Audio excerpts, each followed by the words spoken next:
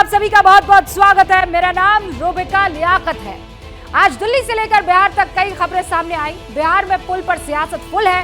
Rail हादसे के बाद रेल मंत्री के इस्तीफे को लेकर पॉलिटिक्स तेज हो चुकी है, लेकिन सबसे ज्यादा चर्चा बृजभूषण शरण सिंह के पहलवानों के हाई वोल्टेज दंगल की हो रही है, जिसे लेकर केंद्र सरकार एक्टिव हो चुकी है। आज रेसलर साक्षी मलिक ने बताया कि शनिवार को उनकी meeting home minister Amit Shah से हुई थी। मीटिंग में पहलवानों ने अपनी मांग को दोहराया था और ये कहा था कि आंदोलन सरकार के खिलाफ नहीं है।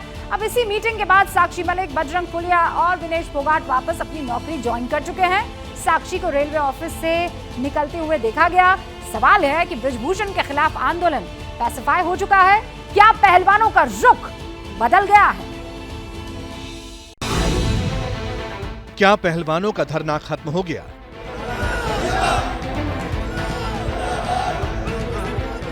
क्या पहलवान आंदोलन नहीं करेंगे? क्या साक्षी मलिक धरने से अलग हो गईं? क्या बजरंग पुनिया भी आंदोलन में शामिल नहीं होंगे? सबसे बड़ा सवाल, अब बृजभूषण शरण सिंह का क्या होगा? पहलवानों के आंदोलन और धरने को लेकर पिछले 48 घंटे में जो डेवलपमेंट हुए हैं, उसके बाद ये सवाल सामने आने लगे हैं। जो खबरें सामने आई, पहले उन्हें सिलसिलेवार तरीके से समझ लीजिए। पहली खबर, शनिवार रात अमित शाह और पहलवानों की सीक्रेट मीटिंग हुई। इस मीटिंग में साक्षी मलिक, विनेश फोगाट और बजरंग पुनिया के शामिल होने की बात सामने आई। दूसरी खबर, सोनीपत में हुई महापंचायत में कोई बड़ा नतीजा नहीं निकला। बजरंग पुनिया ने किसान नेताओं से अपील की, अभी कोई बड़ा फैसला ना लिया जाए। तीसरी खबर, ओएसडी के पद पर तैनात साक्षी मलिक ने अचानक रेलवे वाली अपनी नौकरी ज्वाइन कर ली और वो रेलवे दफ्तर के सामने दिखाई भी दी। चौथी खबर, रेलवे के मुताबिक ओएसडी स्पोर्ट्स के पद पर तैनात बजरंग और विनेश ने भी ड्यूटी ज्वाइन कर ली। अब ये सारे डेवलपमेंट इसी बात का इंडिकेशन दे रहे थे कि यौन उत्पीड़न के मामले में साथी पहलवानों के लिए धरने पर बैठे ये तीनों बड़े चेहरे आंदोलन से पीछे हट गए। लेकिन जैसे ही इन पहलवानों के नौकरी पर लौटने की खबरें चलने लगी, धरना खत्म होने की बात होने लगी, साक्षी की रेलवे दफ्तर वाली तस्वीरें सामने आने लगी, उसी के फौरन बाद साक्षी मलिक और बजरंग पुनिया के 2 ट्वीट सामने आए। दोपहर 2:31 पर साक्षी मलिक ने लिखा, खबर बिल्कुल गलत है। इंसाफ की लड़ाई में न हम में से कोई पीछे हटा है न हटेगा। सत्याग्रह के साथ साथ रेलवे में अपनी जिम्मेदारी को साथ निभा रही हूँ। इंसाफ मिलने तक हमारी लड़ाई जारी है। कृपया कोई गलत खबर न चलाई जाए। सारा दिन से बहुत जैसे फेक न्यूज़ चल रही है कि हमने जो है अपना प्रोटेस्ट ख़त्म कर दिया है या हम पीछे हट गए हैं, तो ये सब बहुत फेक है, क्योंकि जो ये अफवाहें उड़ रही हैं ये हमारे प्रोटेस्ट को कमज़ोर करने के लिए जो है ये फेक न्यूज़ बनाई जा रही हैं। हम सब आपको बताना चाहते हैं, जो आप हमेशा हमारी सपोर्ट में खड़े रहे हो, कि हमारा जो ये आंदोलन है सत्याग्रह है, जब तक न्याय नहीं मिल जाता हम इसको लड़ते रहेंगे। तो किसी भी फेक न्यूज़ पर आप बिल्कुल भी ध्यान मत दीजिए, क्योंकि हमारी लड़ाई जो है सच्चाई की है और हमें इसको लड़ना है और जब तक इंसाफ नहीं मिलता हम लड़ते रहेंगे। साक्षी का ऑडियो इंटरव्यू सामने आया, लेकिन उनके पति ने कैमरे के सामने आकर साक्षी की बातों को दोहराया। लगातार 3 दिन से खबर है कि हमारा समझौता हो गया, वो भी झूठ है। पोस्को ने नाम वापस ले लिया उनके पिता का, वो भी बयान आ गया है, वो भी झूठ है। तो इस तरह से हमारे समर्थकों को तोड़ने के लिए कृपया खबरें ना चलाएं। हम जैसे ही इस आंदोलन को वापस धरातल पे लेके आएंगे, वैसे ही जो है हम प्रोटेस्ट वापस शुरू करेंगे। लेकिन हम जो है लगातार डटे हुए हैं। आगे की जो भी प्रक्रिया होगी वो आपको जल्द बता दी जाएगी। इसी तरह की लाइन और लेंथ पर आंदोलन के बड़े फेस बजरंग पुनिया का भी रिएक्शन आया। उन्होंने भी अपनी बात को सामने रखने के लिए सोशल मीडिया का सहारा लिया। दोपहर 2:45 पर बजरंग पुनिया ने लिखा, आंदोलन वापस लेने की खबरें कोरी अफवाह हैं। ये खबरें हमें नुकसान पहुंचाने के लिए फैलाई जा रही हैं। हम न पीछे हटे हैं और न ही हमने आंदोलन वापस लिया है। महिला पहलवानों की FIR उठाने की खबर भी झूठी है। इंसाफ मिलने तक लड़ाई जारी रहेगी। अब इन सारी बातों से इतना तो साफ है कि गृह मंत्री अमित शाह से मीटिंग के बाद पहलवानों का रुख थोड़ा नरम तो हुआ और शायद उन्हीं के भरोसे के बाद रेसलर्स वापस अपनी नौकरी पर लौटे। लेकिन जहां तक बृजभूषण के खिलाफ एक्शन की मांग है, तो इसे लेकर उनका स्टैंड नहीं बदला। रेसलर्स अभी चाहते हैं कि आरोपी को सख्त से सख्त सजा दी जाए, उसकी गिरफ्तारी हो। तो देखा आपने, थोड़ी देर पहले साक्षी मलिक, उनके पति दोनों मीडिया के सामने आए, अपनी बात रखी। दोनों का यही कहना है कि आंदोलन सरकार के खिलाफ नहीं है, ये लड़ाई केंद्र सरकार के खिलाफ नहीं बल्कि बृजभूषण शरण सिंह के खिलाफ है। सवाल इसलिए उठे क्योंकि बजरंग और साक्षी वापस नौकरी पर चले गए थे। हालांकि शाम को बजरंग और साक्षी दोनों ने यह क्लैरिफाई किया कि कुछ लोग उनकी नौकरी के पीछे लग गए हैं, लेकिन अगर बात आंदोलन की है तो फिर नौकरी छोड़ने से भी वो पीछे नहीं हटेंगे। अब सवाल यह है कि क्या पहलवानों का आंदोलन सियासत का शिकार हो गया या फिर सरकार और रेसलर्स के बीच में जो एक खाई थी वो पटना शुरू हो गई है। पहले मुजफ्फरनगर में पंचायत हुई, पहलवान नहीं दिखे। कुरुक्षेत्र में पहलवानों के सपोर्ट के लिए खाप नेता जुटे, पहलवान फिर भी नजर नहीं आए। सोनीपत में फिर किसान नेता इकट्ठा हुए और इस बार पहलवानों में से सिर्फ बजरंग पुनिया नजर आए। साक्षी मलिक और विनेश फोगाट ने इससे दूरी बना ली। बाद में बजरंग पुनिया सामने आए और एक नई बात कह दी। बजरंग पुनिया ने कहा कि अब पहलवानों की पंचायत हो, आगे की रणनीति पहलवान तय करेंगे। जहां तक सोनीपत में हुई महापंचायत का सवाल था तो इस पर चढ़ूनी तो आगे बढ़ना चाहते थे, ऐलान करना चाहते थे, लेकिन खुद बजरंग पुनिया ने उन्हें कोई भी ऐलान या फैसला करने से रोक दिया। सुनिए 4 जून को बजरंग पुनिया ने मन से क्या कुछ कहा।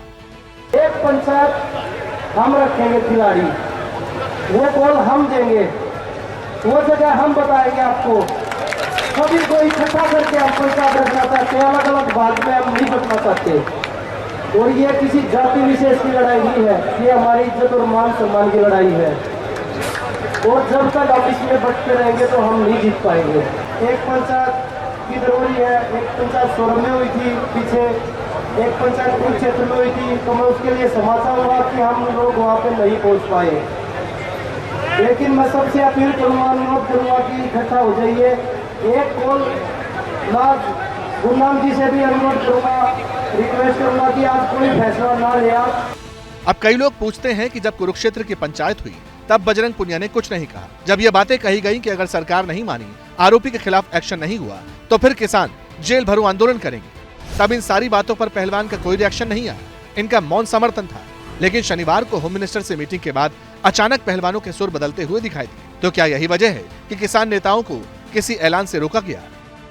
एक फैसला आज जो हम लेना चाह रहे थे वो ये था कि जैसे बीजेपी ने हमें संसद में जाने से रोका तो ऐसे हम इनको गांवों में घुसने से रोक दें। आंदोलन है खिलाड़ियों का, हम उनके सहयोगी हैं। ये कहें कि जाके जंतर मंत्र पे सिर कटवाना है तो हम कटवा देंगे। सोनीपत वाली पंचायत में कोई फैसला क्यों नहीं हुआ, इसका एक पॉसिबल क्लैरिफिकेशन सत्यपाल मलिक ने भी दिया और पहलवान आंदोलन के नाम पर आगे की रणनीति का खुलासा भी कर दिया।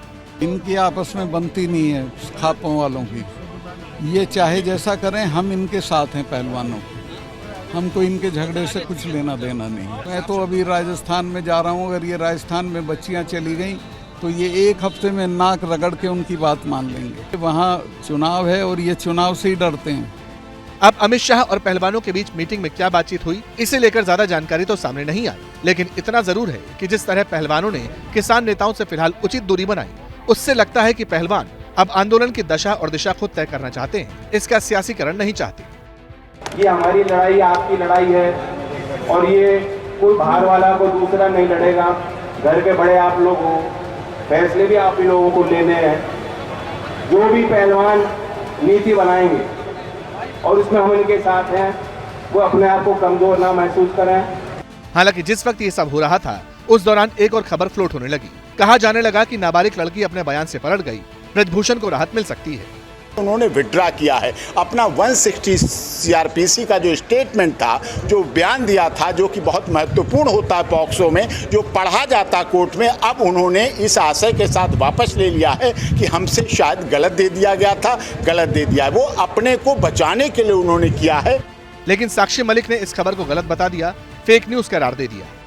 नाबालिग जो लड़की है उसके बारे में भी कुछ जानकारियां आई हैं कि बयान वापस दिया है। नहीं, ये सब फेक न्यूज़ हैं। ये हमारे सत्याग्रह, हमारे प्रोटेस्ट को कमज़ोर करने के लिए, आम पब्लिक को हमसे तोड़ने के लिए ये सारी चीज़ें चलाई गई हैं, जो कि बिल्कुल गलत है। हम इस लड़ाई में ना ही कभी पीछे हटे थे, ना ही कभी हटेंगे। इसी कड़ी में नाबालिग पहलवान के पिता ने भी अपनी बात सामने रखी। उन्होंने कहा कि बेटी ने कोई बयान नहीं बदला, इंसाफ की लड़ाई जारी है, जारी रहेगी। क्या आपने कंप्लेन वापस ली है? मैं सिर्फ इतना ही कहना चाहता हूँ, ऐसा कुछ नहीं, कोर्ट में केस चल रहा है और जो चल रहा है ठीक ढंग से चल रहा है। अच्छा, तो अभी आप लड़ाई आपकी जारी रहेगी आगे? हाँ जी हाँ जी हाँ जी। अब जैसे जैसे बात आगे बढ़ी, साक्षी मलिक और बजरंग पुनिया के परिवार के लोग भी सामने आने लगे। कह दिया कि आंदोलन वापस लेने की बात तो बेकार है। 2-3 दिन में पहलवान अपनी महापंचायत का ऐलान करेंगे और जब तक ब्रजभूषण के खिलाफ एक्शन नहीं होगा तब तक पहलवान अपनी मांगों से पीछे नहीं हटेंगे। अब ये तो समझ लीजिए, पहले के उत्तर प्रदेश और योगी सरकार के यूपी मॉडल में जमीन आसमान का फर्क है। पहले की राज्य सरकारों में अतीक और मुख्तार जैसे माफिया और बाहुबलियों को संरक्षण मिला करता था। इन गैंगस्टर का इस्तेमाल वोट बैंक के लिए हुआ करता था, लेकिन योगी आदित्यनाथ की सरकार में माफियागिरी लगातार मिट्टी में मिल रही है। और जहां तक मुख्तार का सवाल है तो उसकी क्राइम कुंडली तो योगी ने पहले ही खोल कर रख दी थी।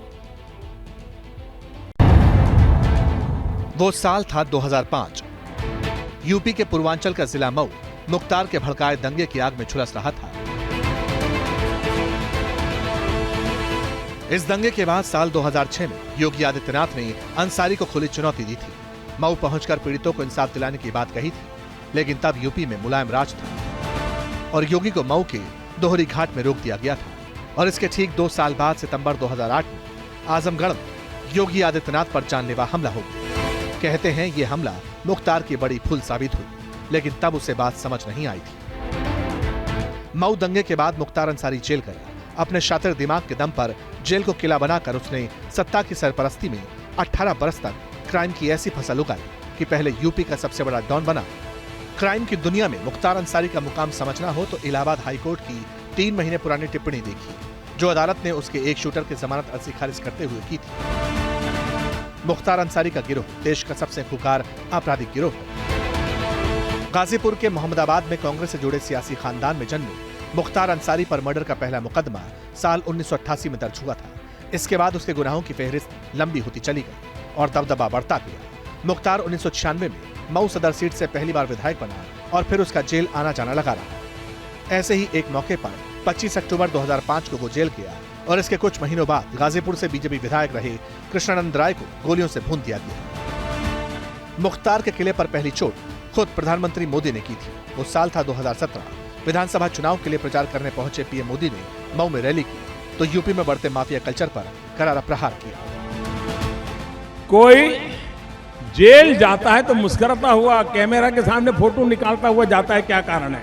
अंदर बैठ करके बाहर अपनी गैंग से भयंकर कांड कराने के लिए जेल उनके लिए महल होता है। 11 मार्च को चुनाव नतीजे आने के बाद हम सच्चे अर्थ में जेल को जेल बना करके रखेंगे, फिर हम देखते हैं कैसे गुजारा करते हैं। साल 2017 के चुनाव के बाद यूपी में सरकार बदली तो मुख्तार के बुरे दिन शुरू हो गए। सीएम की कुर्सी संभालने के बाद योगी ने पहला एक्शन माफिया पर लिया तो लपेटे में मुख्तार भी आया। उसकी करीब 600 करोड़ की अवैध संपत्ति या तो जब्त कर ली गई या ध्वस्त कर दी गई।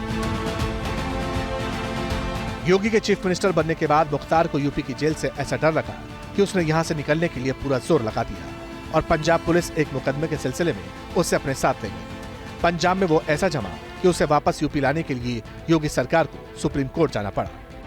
आखिरकार 6 अप्रैल 2021 को मुख्तार अंसारी यूपी लाया गया और उसका रसूख और ताकत घटने लगी। उसके साथ ही मारे जाने लगे, मददगारों पर एक्शन होने लगा और मुकदमों की मजबूती से पैरवी होने लगी। नतीजा सामने है।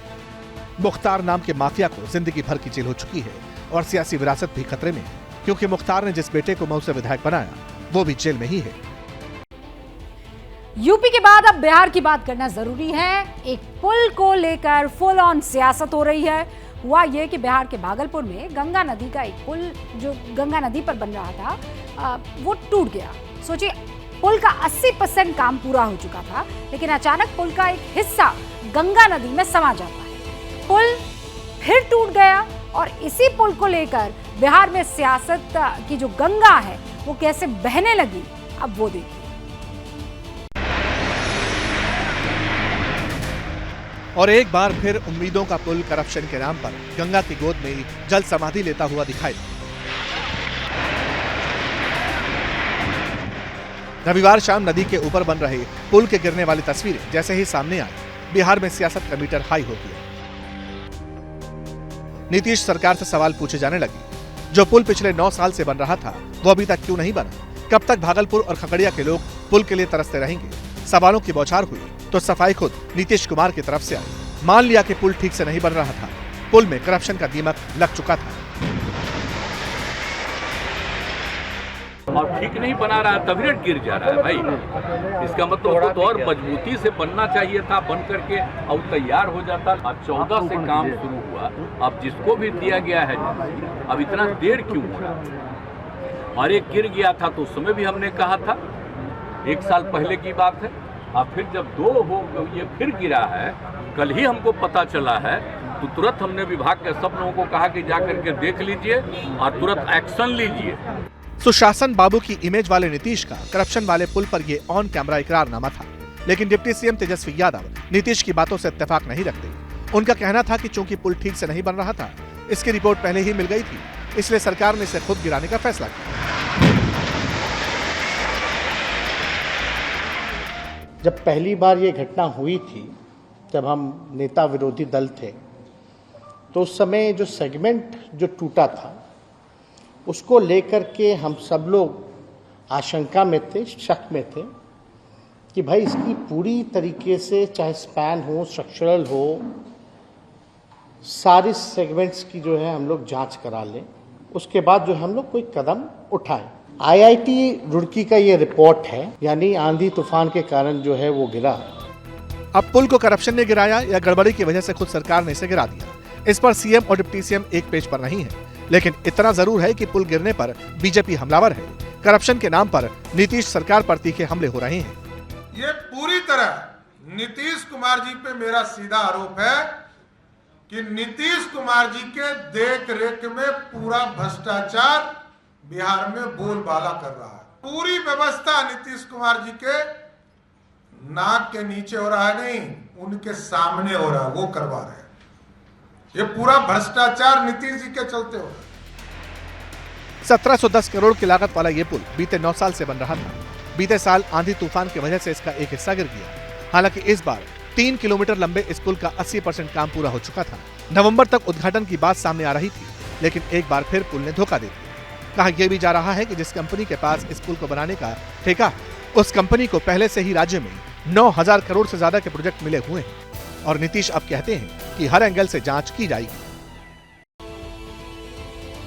अब जरा आगे बढ़ते हैं, बालासोर का जिक्र करते हैं क्योंकि उसे लेकर भी बहुत राजनीति हो रही है। ट्रेन हादसे की, ओडिशा में भयंकर रेल हादसा हुआ। सरकार के साथ रेलवे सुपर एक्टिव मोड में काम करता हुआ दिखाई दिया।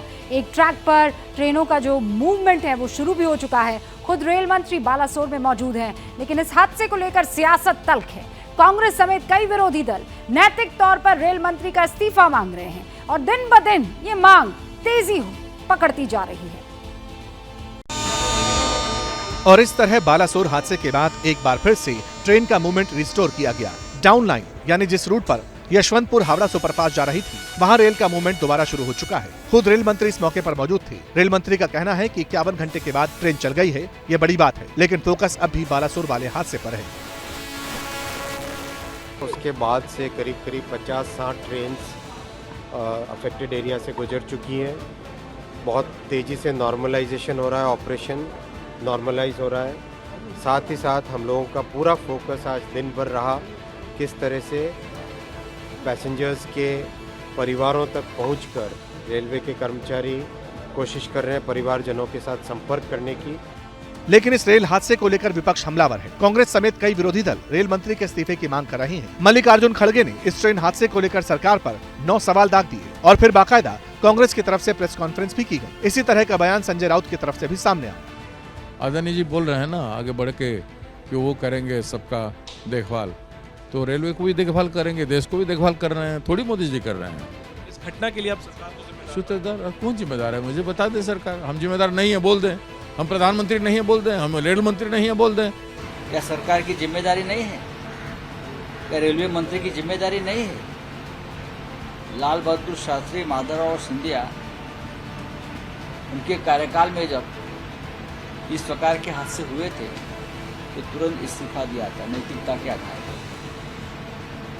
लेकिन ये सरकार बस एक्सीडेंट का भी इवेंट कर रही है। इस बीच 1200 ट्रेन हादसे की गूंज अमेरिका में भी सुनाई दी। राहुल गांधी अमेरिका में ही उन्होंने भी बीजेपी पर निशाना साधते हुए रेल मंत्री का इस्तीफा मांग लिया। उनसे आप कुछ भी पूछो, वो पीछे की ओर देखते हैं।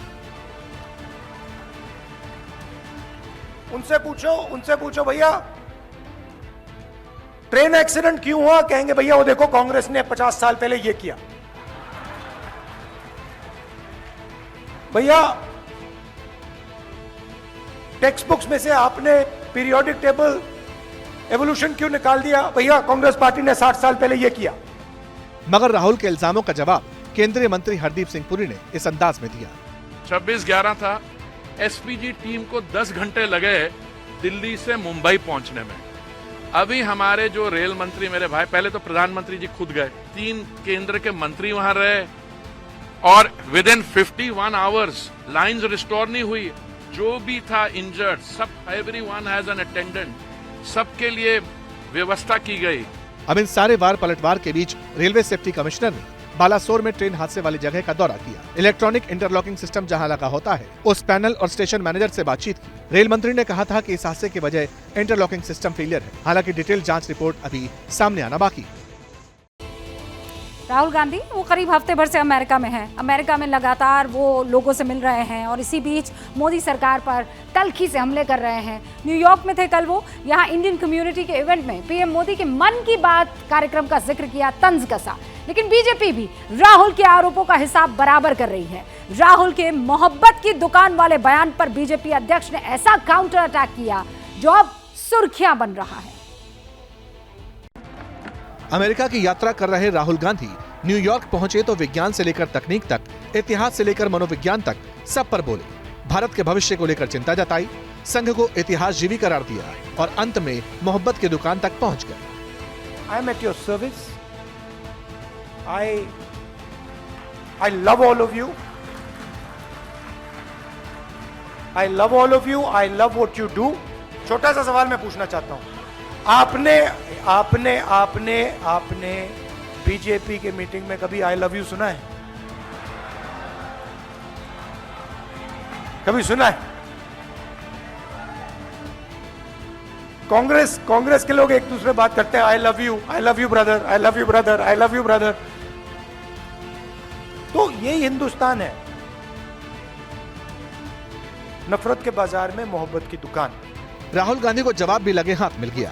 मोदी सरकार की 9 साल की उपलब्धियों पर एक कार्यक्रम को संबोधित कर रहे बीजेपी के राष्ट्रीय अध्यक्ष जेपी नड्डा ने कांग्रेस को इतिहास याद दिलाया और राहुल गांधी पर समाज को बांटने की कोशिश करने का इल्जाम लगा दिया। नड्डा ने कहा कि मोहब्बत की दुकान चलाने की बात करने वाले राहुल नफरत का मेगा शॉपिंग मॉल चला रहे हैं। आप हिंदू मुस्लिम को डिवाइड करने की बात ऊपर से आप कहते हैं कि हम मोहब्बत की दुकान चलाएं। अरे आप नफरत का मेगा शॉपिंग मॉल खोल करते हैं। अफजल अली शर्मिंदा है, तेरे काफी जिंदा है। इन बोलने वालों के साथ जेल में कौन खड़ा हुआ था? कौन गया था दूसरे दिन? भारत होंगे तेरे टुकड़े टुकड़े, इंशाअल्लाह इंशाअल्लाह। इन टुकड़े टुकड़े गैंग के साथ दूसरे दिन कौन खड़ा था?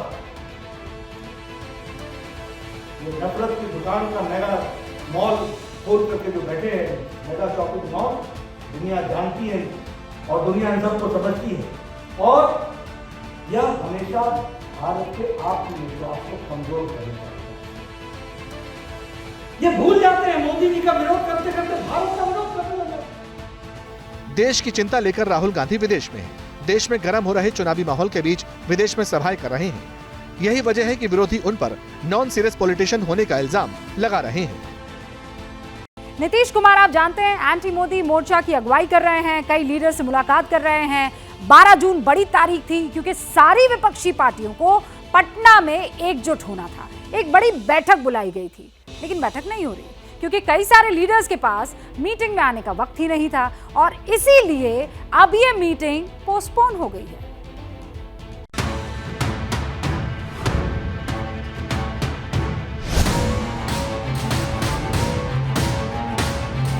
अचानक सारी तैयारियां धरी की धरी रह गई क्योंकि ताल ठोक कर यह ऐलान किया गया था कि मोदी के खिलाफ मोर्चा तैयार है। 12 जून को सारे विपक्षी दल मिलेंगे और ऐसी सॉलिड रणनीति तैयार होगी कि कहने ही क्या। मगर नीतीश कुमार का ये मेगा प्रोजेक्ट टेक ऑफ से पहले ही लैंड कर दिया। पहली ही फुर्सत में मोदी विरोधी मोर्चे वाली मीटिंग की तारीख बदलनी पड़ गई। 12 को जो करने वाले थे तो उसमें मैक्सिमम लोगों का समर्थन आ गया था, लेकिन एक का, और हम इनको तो कर दिए थे कांग्रेस वाले को, तो वो अभी देख रहे थे तो उनका रिपोर्ट नहीं आ रहा था। एक का और आ गया था कि सर 12 को तो हम नहीं रहेंगे। फिर कल भी हमारी बातचीत हुई है तो युवा को अभी अब 12 छोड़ दिया जाए। फिर हमने कांग्रेस पार्टी को कहा है कि आप लोग भी बात कर लीजिए और देख लीजिए, उसके बाद का जो डेट तय होगा तब, तो 12 वाला नहीं। सोचिए, नीतीश का ये बयान तब आया जब वो कई लीडर से मिल चुके थे, पिछले करीब 1.5 महीने से सबको कन्विंस करने में जुटे हुए थे और शायद सबसे बातचीत के बाद एक तारीख फिक्स भी की गई, 12 जून। मगर अब कहा जाने लगा है कि कुछ लीडर्स इस मीटिंग के लिए अवेलेबल नहीं होंगे। सोर्सेस के मुताबिक खरगे और स्टालिन इस ग्रैंड मीटिंग के लिए वक्त नहीं निकाल पा रहे। कांग्रेस अध्यक्ष उस बैठक में भाग नहीं ले पा रहे थे क्योंकि पहले से उनका कुछ कार्यक्रम बना हुआ था। एक नई तारीख निश्चित होगी। अब नीतीश क्या करते? बाद में सवाल दागे जाते, इसलिए खुद ही कह दिया कि 12 जून वाली मीटिंग पोस्टपोन होगी। मगर सवाल यह है कि क्या वाकई नेता बिजी हैं या फिर वो नीतीश की लीडरशिप में एक साथ एक मंच पर दिखना नहीं चाहते? और अगर अभी से मोदी विरोधी मोर्चे का यह हाल है तो फिर आगे कैसे एकजुट रह पाएंगे, ये भी बड़ा सवाल है। क्या मजबूरी है मेरी, बताइए। मैं अभी आपको बताती हूँ कि मैंने ओए होए होए होए, नमकीन के चटकारे लेते हुए टकटकी मार के डिबेट शो को पॉज रिपीट कर करके देख रहे हैं जोगिंदर जी। इनकी तरह आप भी देखें अपनी फेवरेट डिबेट्स को रिपीट कर और डाउनलोड कीजिए एबीपी लाइव ऐप अपने स्मार्ट टीवी पर।